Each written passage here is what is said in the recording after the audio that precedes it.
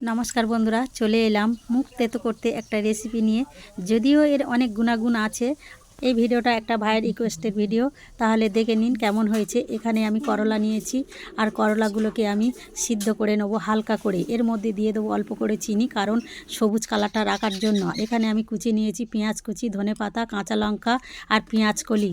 এর মধ্যে দিয়ে দেবো ওই সিদ্ধ করা করলাগুলো। দেখছেন করলার গায়ের অংশটা আমি বের করে নিয়েছি, কিন্তু ভিতরের দানাগুলো আমি ফেলে দিয়েছি। ঠিক এইভাবে আমি সবগুলো করলা গ্রেট করে নিয়েছি। এর মধ্যে দিয়ে দেবো স্বাদ মতো লবণ, চিনি, সামান্য একটু আদা রসুন, দিয়ে দেবো ভাজা মশলা গুঁড়ো, দিয়ে দেবো প্রয়োজন মতো কর্নফ্লাওয়ার, আর দিয়ে দেবো একটা ডিমের কুসুম সাদা অংশ ছাড়া দিয়ে এবার আমি ভালো করে মেখে নেবো। ভালোভাবে মেখে নিয়েছি। সব শেষে এখানে আমি একটু দিয়ে দেবো গন্ধরাজ লেবুর রস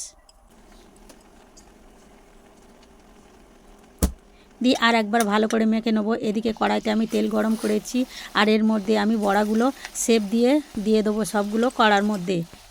এবার আমি একটু উল্টে পাল্টে বড়াগুলোকে একটু ভেজে নেব। যদিও আমার করলাগুলো আগে থাকতে সিদ্ধ করা আছে, তাই আমার বেশি লাল করে ভাজতে লাগবে না। ভাজাগুলো হয়ে গেছে, এবার আমি তুলে নেব। বন্ধুরা, আমি এইভাবে করলার বড়া ভেজেছি। আপনারা যদি অন্য কোনোভাবে ভাজেন অবশ্যই আমাকে কমেন্ট করে জানাবেন। আর আমার এই বড়া যদি আপনাদের ভালো লেগে থাকে, তাহলে লাইক, শেয়ার, কমেন্ট এবং ফলো করে আমার পাশে থাকবেন। ধন্যবাদ।